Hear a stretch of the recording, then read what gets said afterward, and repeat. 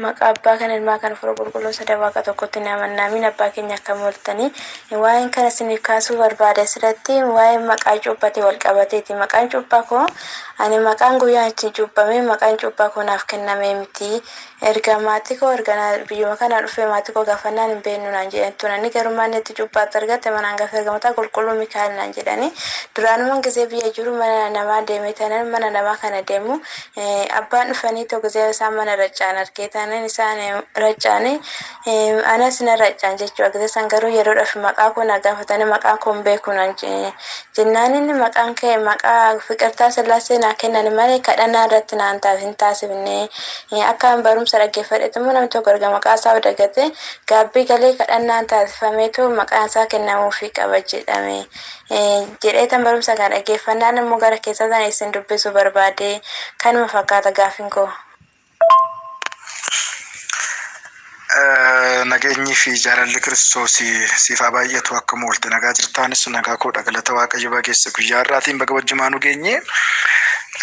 Gaaffii na gaafatte akkuma beekamu namni immoo waan hin beekne dirqama gaafachuun isarra jira akka seera mana amantaatti. Waan baruu maltu yookiin immoo waan siif hin galle dirqama gaafatta jechaadha. Kun dirqamadha. Dirqama gaaffii siif hin galle tokko beekuun barbaachisaadha. Kanaafidha manni kiristaanaa gaaffii gaafatamtaniif yeroo hundumaa deebisuudhaaf kan qophooftan ta'a jedha. Asirratti maalidha ammani maqaa koo hin beeku abbaan akka tasaa mana keenya dhufan kuni guyyaa sana callisaniidhuma warru maqaa waan xammaqaniif anas na xammaqanii maqaa kana immoo akkamittiin asifeen fiitu gaabbis galeetu akkuma beekamu maqaan kunis moggaa fi akkamidha kuni bifa kanaatiin bifa kan waa tokkos xumura waa tokkos kadhannaadha. Wanta dhabnees kan ittiin argannu kadhannaadhaani. Waaqayyo irraas dhiifama arjummaas kan argannu kadhannaadhaani. Wangeela Maatewos boqonnaa torba gubbaa irratti qusuqqusaa isiniif banama kadhadhaani argattu kennaa isiniif kennama jedha. Waaqayyoon immoo waan itti man kan hin daganne waan kadhatan kan naman dhowwan. Namoonni baay'een immoo maqaa cuuphaa isaanii yeroo isaan dagatanii yeroo baay'ee kan agarru.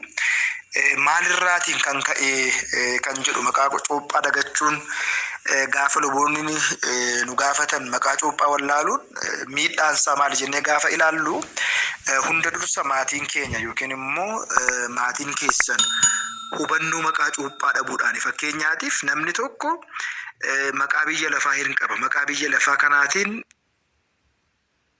lafaa hin qaba. Maqaa biyya lafaa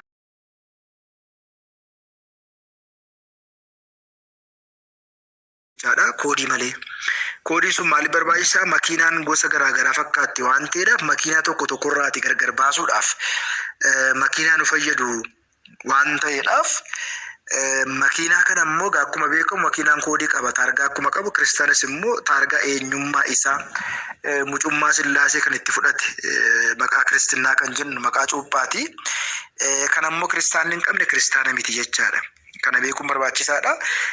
Namni maqaan cuuphaa isa jalaa bari tokko maal ta'uu qaba? Lubni sila maqaa kana moggaasu kadhannaa taasisee cuuphaa godhee fi gaabbis kennee fi kadhannaa sila guutummaa kanaaf barbaachisu yoo taasise baay'isee gaariidha. Kun bifa kanadha. Yeroo baay'ee immoo abbooliin keenyas naannoo baadiyyaa irra jiran hubannoo wangeelaas waan hin qabneef inni biraan immoo maatiin keenya naannoo baadiyyaa irra jiranis hubannoo hin qabani. Isa kanadha. Hubannoo hin qabanii gaafa ijoolleen isaanii cuuphaman yookiin immoo mucummaa Sillaasee waggaa guyyaa 40 fi 80tti dubarri 80 dhiirri 40tti fudhatan maqaa isaanii kana barreessanii kaa'uu qabu turanii.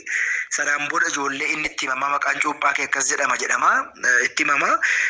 Gaafa naannoo baadiyyaatti ijoollee waggaa 10ttis 7ttis kan isaan cuupsisanii kun immoo seera abbaa kiristinnaa kun immoo maqaa intala isaa ilma isaa ilaale beekee barreeffatee kaawwate ilmoon kun yoo dagatte illee itti himuu danda'a. Inni biraan haatii fi abbaan dirqama kana ni qabu jechaadha.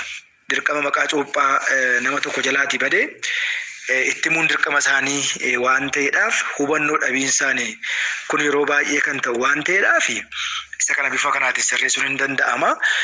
Waan keessi ofii itti shakke immoo akkuma beekamu gaarii miti jechaadha. Waanuma kamillee keessi keenya itti shakke taana wanti sun barbaachisaa miti. Akka shakkinus immoo hin eeyyamamu. Amanneet waan tokko fudhachuu kan qabnu waan ta'eedhaaf si qofaa miti namoonni baay'een maqaa cuuphaa isaanii kan hin wallaalle hin jiru. Dhugumatti maqaa cuuphaa wallaaluu jechuun of wallaaluudha. Eenyummaa ofii kiristaanummaa ofii wallaaluudha waan ta'eedhaaf isa kanadha wanti beekamuu qabu. Isinis wanti isin beekuu qabdan isa kanadha waan ta'eedhaaf gara fuulduraattis amma danda'ametti furmaata isa jennee gaafa ilaallu maqaan kiristaanaa biraa akkasiif mogga'u gochuudha. Hordoftoonni chaanaalii keenya Wangeeltuubis kan beektanii